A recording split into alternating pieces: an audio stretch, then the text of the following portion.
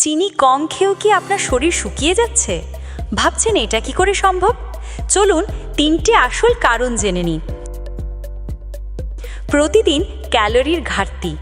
চিনি কমালে অনেক সময় মোট খাবারের ক্যালোরি কমে যায়, আর প্রতিদিন যদি আপনার শরীরের প্রয়োজনের তুলনায় কম ক্যালোরি যায়, তাহলে শরীর ফ্যাট নয় পেশি ভাঙতে শুরু করে।